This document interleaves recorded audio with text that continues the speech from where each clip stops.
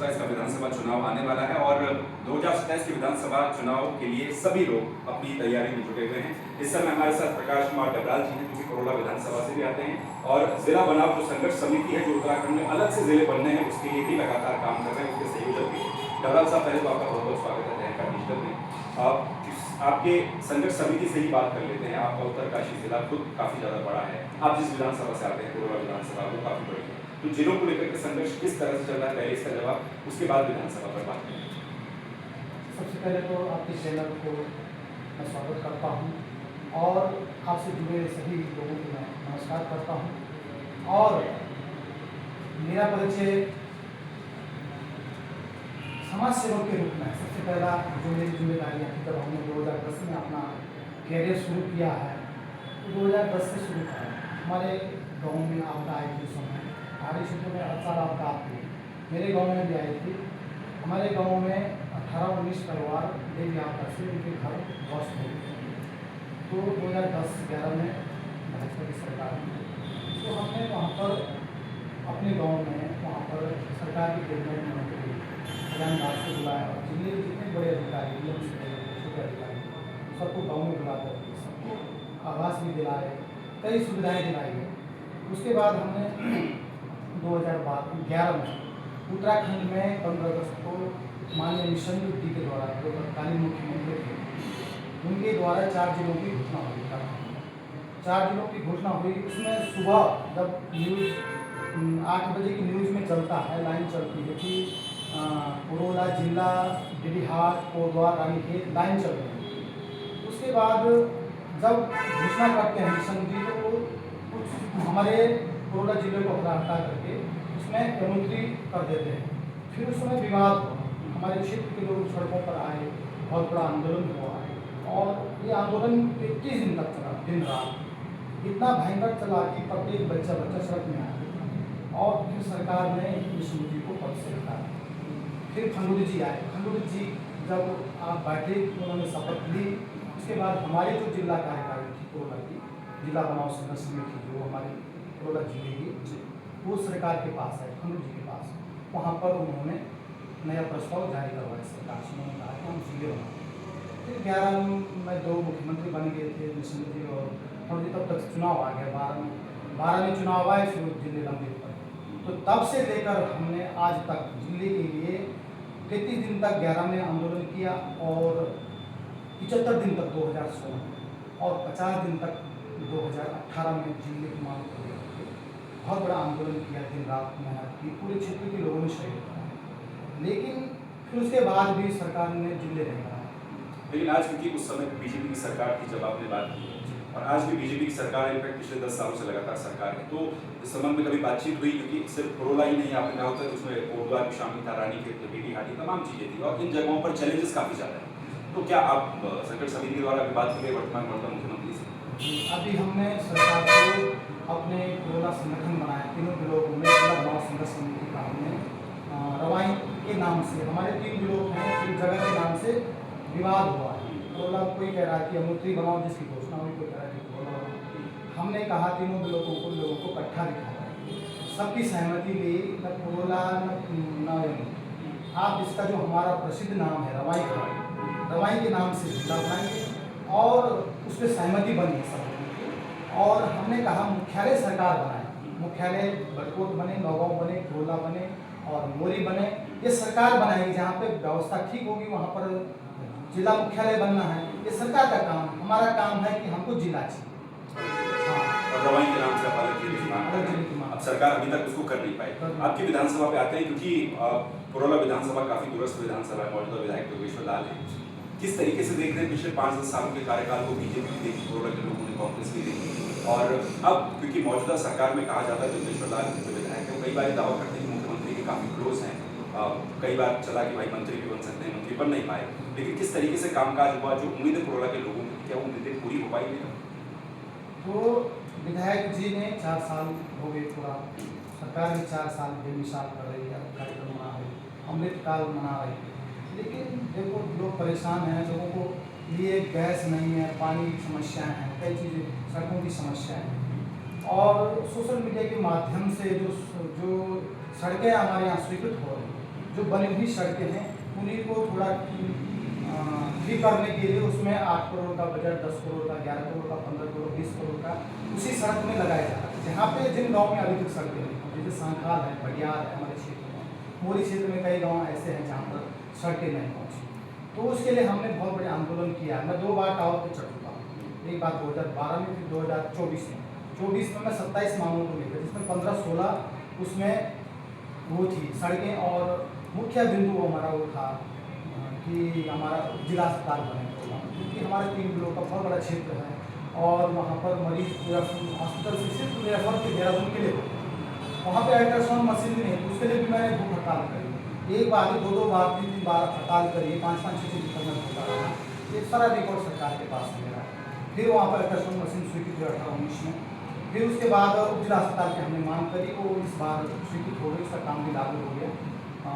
अभी इसी दुर्गेश लाल के कार्यकाल में हुआ है, लेकिन हुआ तब जब हम इसके लिए दिन रात प्रयास करते हैं। दूसरी बात, अभी 4 साल पूरे हुए, जिले की बात हमारे विधायक, क्षेत्रीय विधायक ने उन्होंने उठाई नहीं। जब हमने तीनों ब्लॉकों में समिति बना दी, वहाँ पर सरकार को रैलियों के माध्यम से ज्ञापन दिया, तब जाकर उन्होंने अभी कैबिनेट बैठक हुई थी गैरसैंण सरकार के माध्यम से, तो अभी उन्होंने बात रखी है वहाँ पे कि जिला बनना चाहिए हमारे उत्तराखंड में 4 जिले। उन्होंने अपने रवाई क्षेत्र की जिले की बात करी है, उन्होंने 4 जिलों के अपने जिले की बात करी। तो जब हमने वहाँ पर संगठन बनाया, तो इसका हमारे जो हमारे सहयोगकर्ता हैं, हमारे मार्गदर्शक हैं, सब लोगों ने कहा कि एक जिले के लड़के तो एक बनेगा, आप 4 जिले के लिए या जो 11 जिले जो प्रस्तावित हैं हरीश रावत के टाइम की सरकार के 2015-16 में सरकार की 17 में फिर विधानसभा चुनाव हुआ, फिर भाजपा की सरकार तब से अभी तक चल रही है। तो अभी तक उस समय से लेकर के सब लोग लड़ाई लड़ रहे हैं। अभी हमने ये सोचा कि प्रदेश स्तर पर इस कार्यक्रम को कराया जाए, तो जिलों के लिए हमने यहाँ पर कल प्रेस कॉन्फ्रेंस के माध्यम से, यहाँ पर press club, Uttaranchal press club था उत्तराखंड में, वहाँ पर हम सब लोगों को हम करा, और हमारे जो सहयोगकर्ता थे उनको भी हमारे साथ बैठे हुए थे, और हमने वहाँ पर जिला बनाओ संघर्ष समिति उत्तराखंड का आह्वान कर दिया है। और अब 4 जिलों 11 जिलों के लोग हमसे संपर्क कर रहे हैं, और हम 5 मई के लिए वहाँ पर लोगों से आवेदन किया है कि आप 5 मई को परेड ग्राउंड में आएँ। हम संगठन भी बनाएंगे, और 11 जिलों का जो प्रस्ताव है, जो हमारा ढांचा है, ज्ञापन बनाते हैं, वो हम सरकार को देंगे, और समय हम आंदोलन भी करेंगे तो हमारे कमेटी में तय होगा, जो हमारे संगठन बनेगा, उस संगठन के माध्यम से हम आगे आंदोलन करेंगे। अच्छा, आपने कहा कि जो तमाम मूलभूत जो काम है, जो जनता की समस्याएं हैं, उन पर काम नहीं हो पाया, क्योंकि आने वाला चुनाव है, स्पष्ट रूप से 2027 में विधानसभा का चुनाव हो रहा है, और आप भी सोच रहे हैं कि आप वहाँ से प्रतिनिधित्व करें, जनता के बीच में जाएँ। पिछली बार भी आप चुनाव लड़े, जनता को क्या कहना चाहेंगे? क्योंकि जैसा मैंने कहा, मौजूदा विधायक ये कहते हैं कि वो काफ़ी दूर सरकार के हैं, स्वास्थ्य हो गया, सड़क हो गया, काफ़ी दूरस्थ इलाका आपका है, उन चीज़ों में क्या आवश्यकता है और आपका क्या विजन है इसकी? उसके लिए हमारा सबसे पहले विजन हमारा है कि स्वास्थ्य, शिक्षा और वहाँ पर जो सड़कें, उसके लिए हमने पहले से मेहनत करी है, आंदोलन कर रहे हैं, रेडियो निकाली पब्लिक के माध्यम से, संगठन के माध्यम से, और हमारे अभी तक तो ऐसे जैसे बडियार है, सांखाल है, और मोरी क्षेत्र विकासखंड में हमारे कई गाँव ऐसे हैं। नौगांव विकासखंड में हमारा जो ये गाँव है, नौगांव बाजार के नज़दीक है ऊपर, वहाँ पर कड़ी गांव के नीचे क्या गांव था सर, वो नौगांव के ऊपर, वो मुरारी गांव के ऊपर गांव था, सपेटा गांव, बिल्कुल नौगांव से जुड़ा हुआ है, और अभी तक वहाँ पर सड़क नहीं पहुँची। सपेटा के गांव के लोगों ने, वैसे जब मैंने 2022 में चुनाव लड़ा, तब लोगों ने कहा कि यहाँ पर किसी इतने नेता है, सब ने ठगा है, सब घोषणा करके जाते हैं, जीत के कोई वापस नहीं आता। जब 4 साल पूरे हो जाते हैं, उसके बाद जब चुनाव का टाइम आता है, तब नेता आते हैं, तब घोषणाएं करते हैं कि हम करेंगे, वह करने वाले हैं, हो रहा है। ये विधायक भी ऐसे ही कर रहे हैं, सोशल मीडिया के माध्यम से पोस्ट डालते हैं रोज, जो अभी वर्तमान विधायक की दुर्गेश लाल रोज पोस्ट डालते हैं कि फलानी रोड स्वीकृत हो गई, फलानी रोड स्वीकृत हो गई, काम एक कभी शुरू नहीं, काम उन्हीं का शुरू हुआ है जो सेंट्रल गवर्नमेंट से आई है, PMJSY के माध्यम से सड़कें स्वीकृत हुई हैं, उन्हीं का भूमि पूजन हो रहा है, उन्हीं में धांधली हो रही है। बाकी ऐसे जो वंचित गांव हैं जहां पर सड़क नहीं पहुंची, वहां पर अभी तक कोई कार्रवाई नहीं। अच्छा, आपने सड़कों को लेकर के कहा कि मौजूदा जो विधायक हैं वो सिर्फ सोशल मीडिया पर ये बातें डालते, धरातल पर काम स्वास्थ्य को लेकर के क्या स्थिति है? क्योंकि उत्तराखंड में स्वास्थ्य को लेकर के काफ़ी ज़्यादा स्थितियाँ खराब हैं अस्पतालों की, और आपका जैसे मैंने कहा कि इलाका काफ़ी ग्रस्त है कोरोला विधानसभा का। स्वास्थ्य को लेकर के कितना काम होता है? स्वास्थ्य को लेकर के मुताबिक हमारे 3 विकास खंड हैं, मोरी में और कोरोला में और मऊ विकास खंड में। तो बरकोट में अभी अल्ट्रासाउंड मशीन नहीं, मोरी में अल्ट्रासाउंड मशीन नहीं। जो हमारे सिर्फ कोरोला में कब अल्ट्रासाउंड मशीन आई, जब हमने आंदोलन किया तब जाकर स्वीकृत हुई। बाकी हमारे हॉस्पिटल जो क्षेत्र के हैं, पहाड़ी क्षेत्रों के, सब रेफर सेंटर बने हुए हैं। वहाँ पर कोई डॉक्टर नहीं है, कोई स्पेशलिस्ट डॉक्टर नहीं है, जो वहाँ पर हार्ट का कोई डॉक्टर नहीं है, वहाँ पर मेडिकल की कोई व्यवस्था नहीं है। तो सिर्फ सरकार बोल रही हमें सुविधाएँ कर रही है, लेकिन घर पर कोई सुविधा नहीं, कोई व्यवस्था। सिर्फ रेफर सेंटर बना हुआ है। सब जो गरीब लोग हैं बेचारे, सब दूर हॉस्पिटल के रेफर हैं। दूर हॉस्पिटल की स्थिति भी खराब है, वहाँ की मशीनें खराब हैं, वहाँ की जांच मशीनें, जांच के लिए बाहर आदेश होते हैं, बाहर की जांच करके आते हैं, फिर वहाँ पे ऐसी हल्का फुल्का इलाज चल रहा है। तो अमीर लोग बेचारे वहाँ प्राइवेट हॉस्पिटल में जाते हैं, उनकी कोई दिक्कत नहीं। लेकिन जो वहाँ पे बेचारा बेरोजगार है, जिसके 2 रोटी के लिए तरस रहा है और उसके पास कोई रोजगार नहीं है, फिर वो अपने खेती बाड़ी से माध्यम से अपना रोजगार चला रहा है, लेकिन सरकार की तरफ से ऐसी कोई व्यवस्था नहीं है। स्वास्थ्य कार्ड बना रखा है, स्वास्थ्य कार्ड बड़ी बीमारी के लिए, छोटी बीमारी के लिए तो कुछ है नहीं, उनका तो आने जाने का जो खर्चा नहीं उठा पा रहा। मतलब मूल समस्याएं जो हैं वो लोगों की जैसे तस्करी की। अच्छा, डायरेक्ट क्वेश्चन ये है कि 2027 में क्या आप चुनाव लड़ेंगे, और लड़ेंगे तो फिर जनता को क्या कहना चाहेंगे? आपके सामने चुनौतियाँ काफ़ी, मौजूदा विधायक हैं, चैलेंज काफ़ी होता है। जी, विधायक का चुनाव मैं सोच रहा हूँ कि लड़ूंगा, लेकिन अगर हमारे क्षेत्र के लोग, हमारे जो तीनों विकास खंड हैं, अगर वो चाहते हैं कि इस क्षेत्र का डेवलपमेंट हो, यहाँ पे स्वास्थ्य व्यवस्था हो, यहाँ की सड़कें अच्छी हो, यहाँ के स्कूल अच्छे हो, तब तो वो मुझे कहेंगे या मेरे क्षेत्र के लोग कहेंगे कि आप लड़ो। अगर उनको ऐसा विधायक चाहिए कि उनको दारू मुर्गा पैसा या सिर्फ घोटालाबाजी करना सिखाए, तो शायद वो मुझे नहीं चुन पाएंगे, क्योंकि मौजूदा विधायक ऐसा करते हैं। हाँ, बिल्कुल वो उनकी तरह चल रहा है, जैसा वहाँ के जो लोग कह रहे हैं वैसे कर रहा है। सचिवालय में परसेंटेज लगा, बड़ी योजनाओं में परसेंटेज लगा हुआ है, मतलब बिना परसेंटेज के कोई काम नहीं होगा।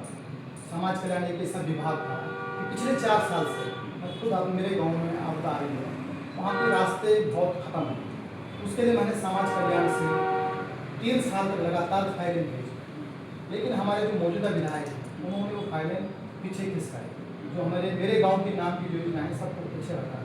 मेरे गांव में 2023-24 में बादल फटा, हमारे किसानों के खेत बह गए, उनकी फसल बह गई, नदी के किनारे जो रोपाई वाले जो जिनमें धान उगाए जाते सारे खेत बर्बाद हुए। लेकिन उसके लिए हमारे जो सिंचाई विभाग कोरोला के द्वारा 4 करोड़ कुछ बजट का वहाँ पे प्रस्ताव सरकार को भेजा, एस्टिमेट सरकार को भेजा, लेकिन दुर्गेश्वर लाल ने वो फाइल अभी तक दबा रखी। मेरे गांव की जो योजना थी 4.5 करोड़ की, वो अभी तक लंबित पड़ रही है, क्योंकि वो मेरे गांव की इसलिए नहीं कर रहा है। अगर कोई दूसरे गांव की होता शायद कर रही है, क्योंकि आप उनके एक तरीके से रहे, इसलिए आपके काम नहीं हो पाते। नहीं कर रहा, क्योंकि उनको लोगों को आगे बढ़ाना नहीं, सिर्फ उनको जहाँ से मिलता है वहाँ से वो काम है।